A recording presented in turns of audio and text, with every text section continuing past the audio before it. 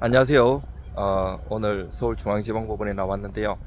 오늘은 소장, 준비서면, 답변서, 지급명령, 예행공고 이런 권리를 구제할 수 있는 방안에 대해서 알아보겠습니다. 이전에는 뭐 이렇게 무슨 민사든 형사든 뭐 야만 시대에는 주먹 가지고 서로 치고받고 해결해가지고 힘으로 자력구제가 인정되는데, 지금은 형법이든 민사든 자력구제가 인정 안 되니까, 물론 실무에서는 뭐 경찰은 10분 걸리고 주먹은 바로 옆에 있다는 얘기도 있는데, 법으로 해야죠. 법으로 해야지 문제가 없는 거고, 뭐 깡패처럼 똑같이 하면 똑같이 문제가 될 수 있어요. 나중에 문제가 채권 추심 같은 것도 불법 추심을 하면, 개입이 되면 오히려 빠르게 받는 것 같지만 나중에 문제가 생겨갖고 더 민사 형사 크게 물어주는 경우도 많이 있어요. 그래서 강력한 법적 절차에 의해 가지고 국가가 인정한 그 권한의 범위 내에서 해야 돼요. 만약에 내가 이 사람한테 돈 1억을 빌려주고 못 받았다 그러면 할 수 있는 게 이제 잘 꼬셔가지고 공정을 받아가지고 강제집행을 하는 경우도 있고, 잘 안 해주죠. 그러면 소장을 내고 아니면 지급명령을 내는데, 지급명령은 1억도 할 수 있어요. 금액에 상관없이 할 수 있는데, 인지가 한 10분의 1 들은데, 나중에 이게 지급명령은 상대방한테 도달해야 돼요. 공시송달 제도가 없어요. 물론 이제 한 몇 년 전에 금융기관 같은 경우에는 하도 사건이 많으니까 공시송달, 지급명령에 공시송달 제도가 있는데 일반인은 없어요. 그래서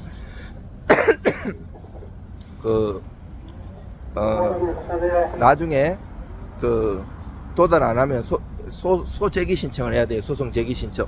안 그러면 안 받아주니까 소제기 신청이 아까면 소송으로 다시 전환되거든요.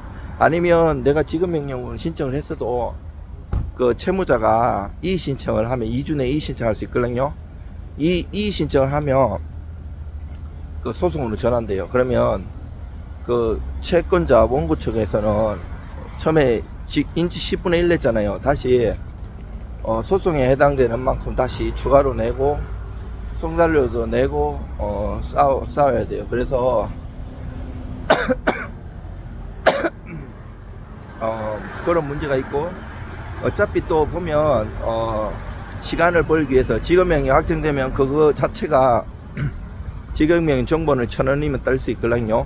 집행문이나 송달증명 확정문 필요 없어요. 왜냐면 그 자체에 집행력이 있고 지급명령 앞에 송달일 확정일을 써줘요. 근데 일반 소송을 제기해갖고 하면 정보는 1,000원이고 집행문 500원 붙이고 송달증명 500원 붙이고 확정증명 500원 이렇게 하고 2,500원 내고 발급해갖고 해야 돼요. 내가 강제집행을 한번 하고 또 할 때는 또 제도부여야 돼. 제도부여는 다시 받는 걸 말하는데 법원 재판장님의 허가를 받아야지 내줘요.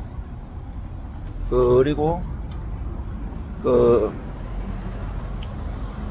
이제 내가 소장도 되게 많아요. 소명칭 뭐 방금 한 거는 대여금 소송인데, 대여금 소송, 뭐 약정금 소송, 손해배상 소송, 민사, 형사, 가사, 상사 엄청 많아요.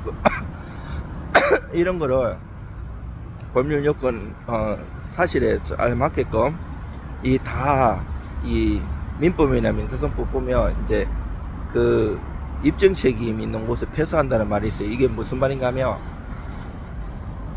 내가 입증을 만약에 빌려줬으면 내가 뭐 차용증이나 뭐 증거가 있어야 되잖아요. 이 입증을 못하면 패소하는 거예요.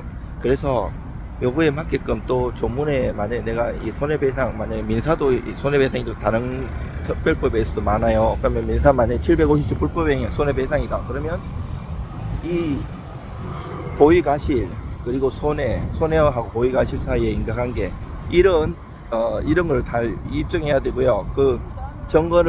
증거도 한꺼번에 다 넣느냐 아니면 차근차근 조금씩 내다가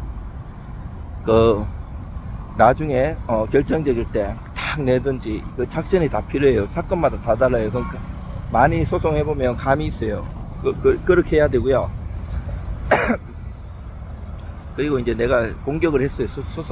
소장을 내면 저쪽에서는 가만히 안 있어요. 보통 뭐 사건마다 다르긴 하지만 금액마다 다른데, 한 달 이내에 이제 보통 기간 안 주면 무변론 성수 판결한다고 때려요. 바로 안 때리고 이제 무변론 성수한다고 보내요, 피고한테. 그러면 피고가 그 선고 기일까지 보통 보면 일부러 한 당일이나 전날 딱 그 답변서를 내요. 그러면 선고하려고 했다가도 무변론 성수 안 때리고 다시 소송이 진행돼요. 그러면 답변서 준비서에 왔다 갔다 하다가 그 재판기일 선고 그 변론기일을 먼저 잡아요. 그 다음에 이제 변론 가갖고 다시 그 공방이 많이 이어지면 변론기일을 2번, 3번, 3차, 4차 이렇게 할 수도 있고, 아니면 더 이상 변론할 거나 점거할 거 없으면 종결을 한다고 해요. 점거는 변론기일 종결까지만 내야 돼요. 그거 끝나면 참조 서면으로 밖에 못 내요. 그래서 그런 거를 잘 하고, 그 이제 마지막 쯤에 가갖고 탁 이제 그 방심할 때 탁 내는 방법부터 해서 여러 가지 소송 기술이 필요해요. 그리고 이제 막 사람들이 뭐 이거 막 손님들도 그렇고 일반 법무사 변호사도 그렇고 이거 확실히 이깁니다 이러는데, 그건 조심해야 돼. 그렇지 않아요. 소송해보면 손님이 정확한 자기 유리한 것만 얘기할 수도 있고, 또 소송하다 보면 자기가 몰랐던 것도 있기 때문에 그 손님이요, 불리한 것도 상대방이 막 주장하고 나서기 때문에 거의 100% 이긴다 이런 거는 실무에 없어요. 조심해야 돼요. 거짓말이고, 그렇게 법무사 변호사가 하면 그런데 사건 맡기시면 안 돼요. 잘 모르거나 아니면 그 사건이 요즘 경기 어려워가지고 없으니까 일부러 그렇게 얘기할 수도 있거든요. 저 같은 경우는 물론 좀 미안한 감도 있는데, 맨날 이렇게 길거리에 이동할 때만 이러는데, 제가 일도 하고 또 공부도 하고 이러니까 좀 이해를 해주세요. 내가 바빠서 그렇고, 또 뭐 텍스트를 준비해 가지고 얘기할 정도면 그 사람한테 일 맡기면 안 돼요. 그 사람은 숙련이 안 된 거고 머릿속에 없기 때문에 잘 모르는 거예요. 저 같은 경우는 하도 많이 했기 때문에 몸에 익어 가지고 그대로 얘기, 조문 같은 거, 판례 같은 거 이런 거 다, 그리고 일을 다 해봤기 때문에 일을 걸어가면서도 충분히 얘기를 할 수 있어요. 죄송합니다. 그리고 내가 소송을 내도 3천만원까지는, 이게 2천만원, 2,500만원 이렇게 계속 이렇게 넣다가 요즘 3천만원까지가 소액이에요. 소액 같은 거는 판사님이 이렇게 보시고 재판으로 계속 변론 안 해야겠다 싶은 거는, 확실한 거는 또 이행공고를 때려요. 그래, 이행공고 2주 이내에 이의 신청 안 하면 그것도 확정돼요. 그것도 아까 지급명령처럼 그렇게 돼요. 집행문 필요 없고 송달증명, 확정명령이 따로 안 돼도 그 이행공고 결정청문안에 이렇게 도장 찍고 거기 날짜가 있어요. 그게 다 증명이 되는 거예요. 그리고 이게 이제 그 외에 뭐 피고를 모를 때가 있잖아요. 그러면 사실조회나 문서송부촉 뭐 문서 제출 명령 많이 하는 방법들이 또 따로 있거든요. 그런 것도 있고, 이제 거기에다가 이제 당사자 표시 정정 이런 것도 있고 여러 가지가 있어요. 그래가지고